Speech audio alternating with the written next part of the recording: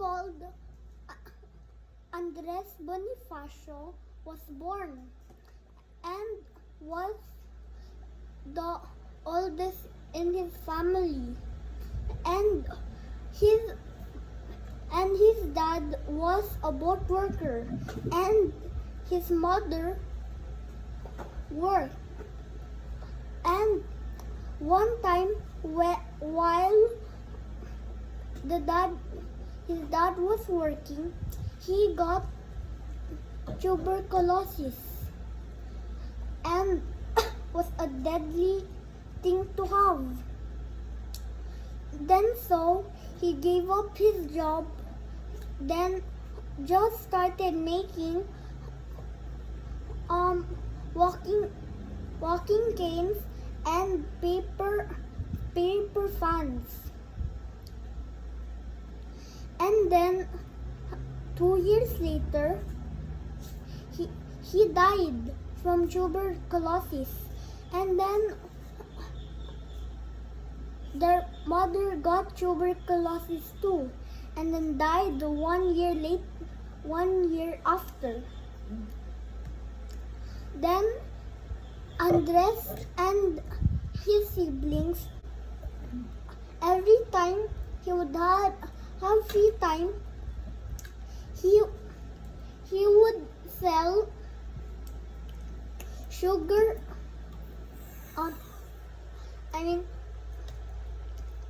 walking canes and paper fans.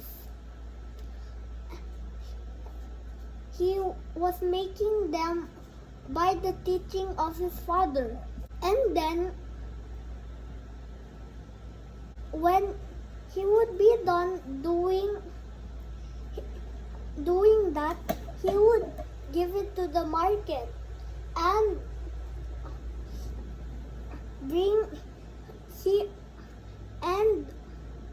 he would practice as a artist, and he would be selling things, so he would make his family, could support his brothers and sisters. Filipinos told the ASM government to help them build a train station to Manila to somewhere else. And then so he would buy houses and destroy them, so the railroad would stay there. The railroad would work.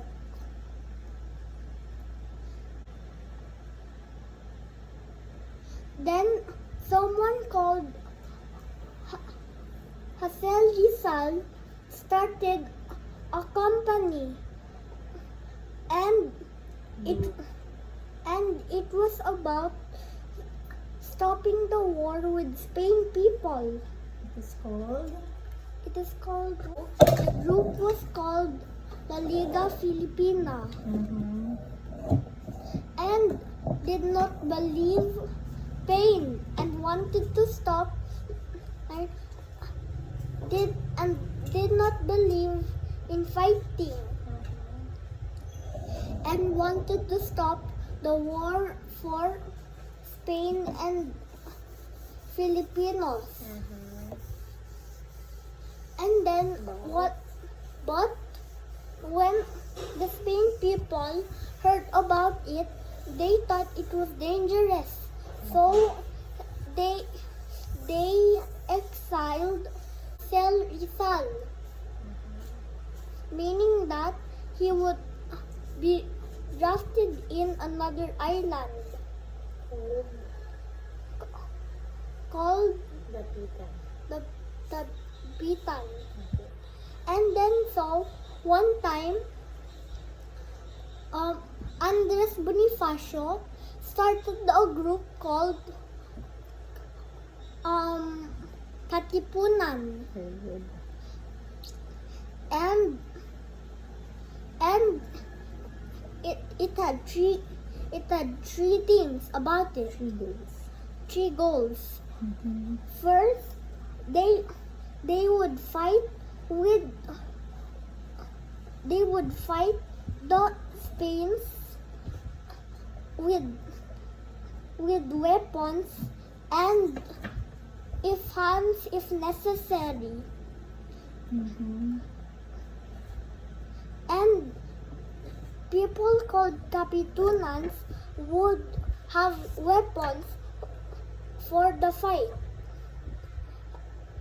The second goal is that rich people and poor people are equal. And the third goal is that if someone dies and if someone gets sick, they would be ordered to help them in need. Okay. And if someone dies, they would pay for a grave for their dead. They were rules to be a Kapitunan. Mm-hmm. Rule 1.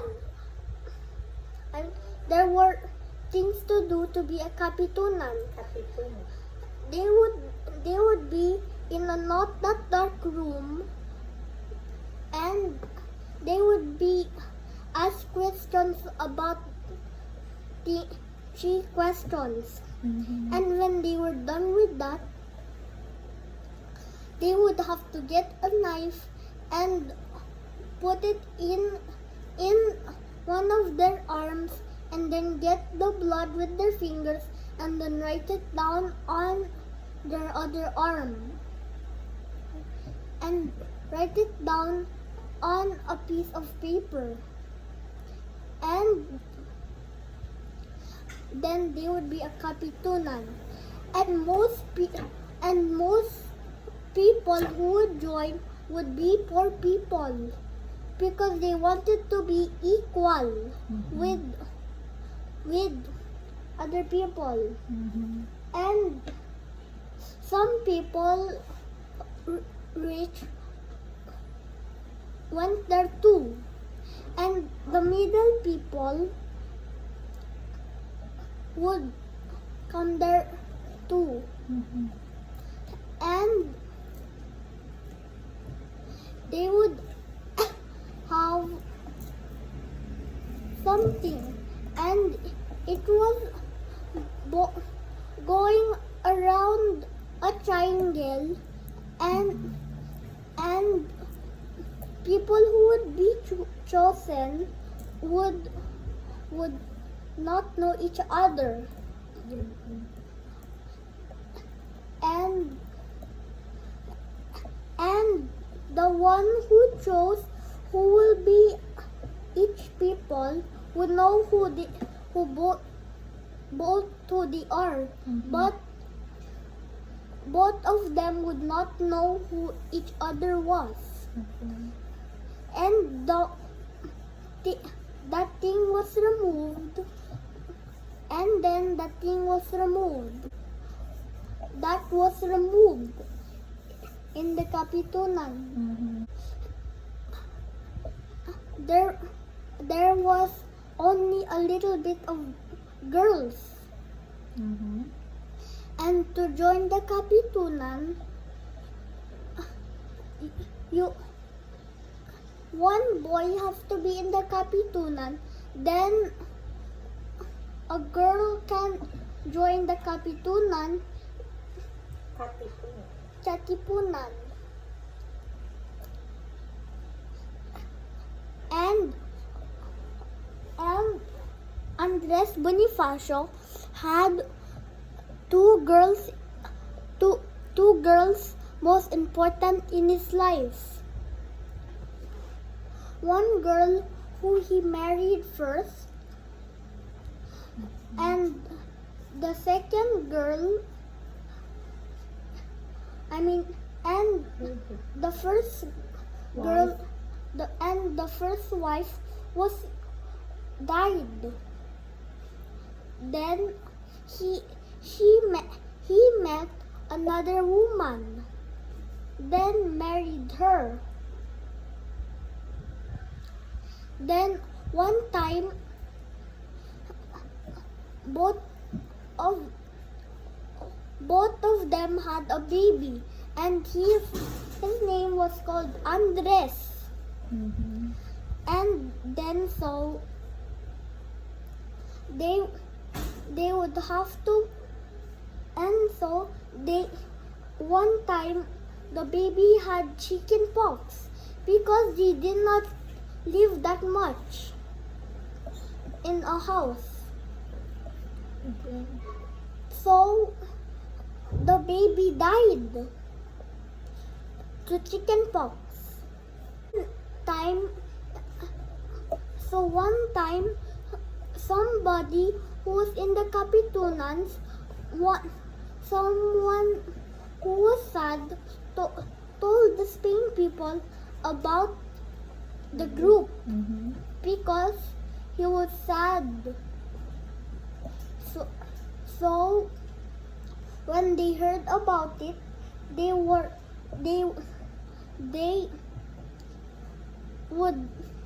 kill the Kapitunans. The war began. So when it was heard, they went hiding because it was mostly almost died. The guards were not enough to defeat, so they went hiding. Mm-hmm. And Andres Bonifacio, one time met some Kapitunan leaders in Pugadlawin, and him and his friend, and then when they all met up, they broke up the tax papers. And then Andres Bonifacio was invited in Camite. Okay. And then he met someone called Emilio Aguinaldo. Very good. And when he invited Emilio Aguinaldo, they were best friends. When Emilio Aguinaldo heard that Andres Bonifacio was defeated, he immediately told his men to guard Andres Bonifacio. Okay. And then there were two councils. One was Magdalo,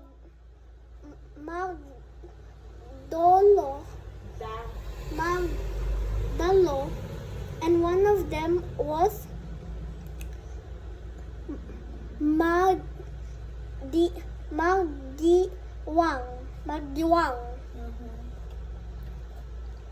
And they would not help each other in battle. Then they became weaker and wicked Yes. against the Spanish people. And then group would need a change. And a new government name. And the Magdiwang people in the group wanted it to stay as Kapitunan.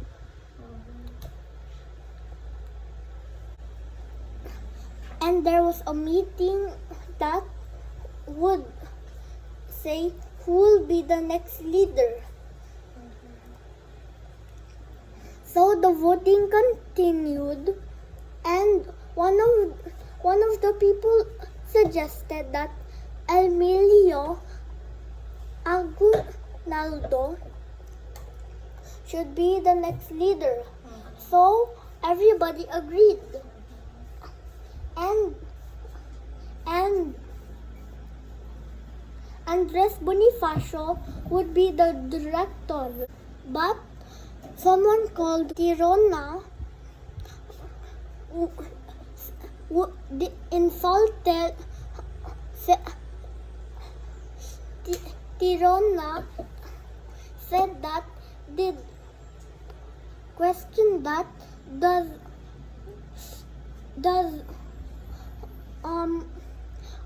Andres Bonifacio really have the ability to do that because he lost? Then Andres Bonifacio was insulted. So he left with his wife and brothers and sisters and with his trusted guards.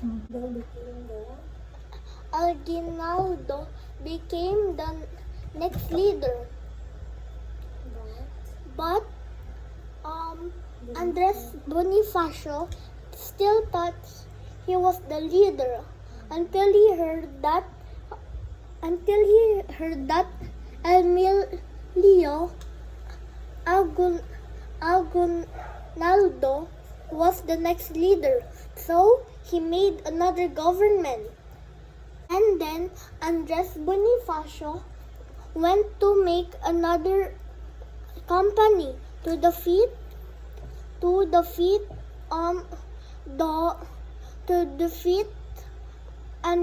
Emilio Aguinaldo.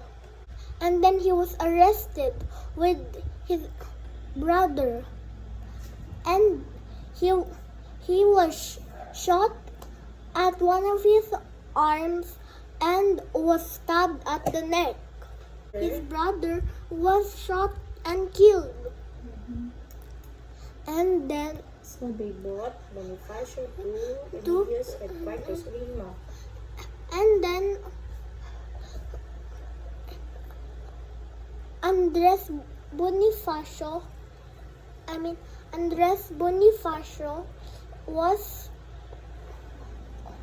was carried to Emilio Aguinaldo quarters. And in the trial, one of the generals told that Andres Bonifacio was a treason and would be sentenced to death. But Emilio Aguinaldo said that they would just be exiled. But the general said that if they do, they would make another company to another government to defeat Emilio Aguinaldo.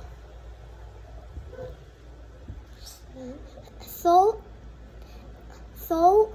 he was brought to the mountain, and one of the generals had a letter and said that to his soldiers that he will open it until they're at the mountain. Then when they were at the mountain, they opened it and said that to kill Andres Bonifacio. So he was ordered, so he killed Andres Bonifacio's brother and killed Andres Bonifacio. And he was graved. And they made him a grave and put twigs on it and quickly ran away. Then 20 years and then 20 years later, someone wanted to see the grave of Andres Bonifacio. So, one of Andres Bonifacio's servants showed the way to the grave of Andres Bonifacio's grave. Then he led him there, and all his belongings and his skeleton and his revolver were kept in the museum. Then when the Japanese was fighting with the Philippines, the museum was burned down without the belongings of Andres Bonifacio. We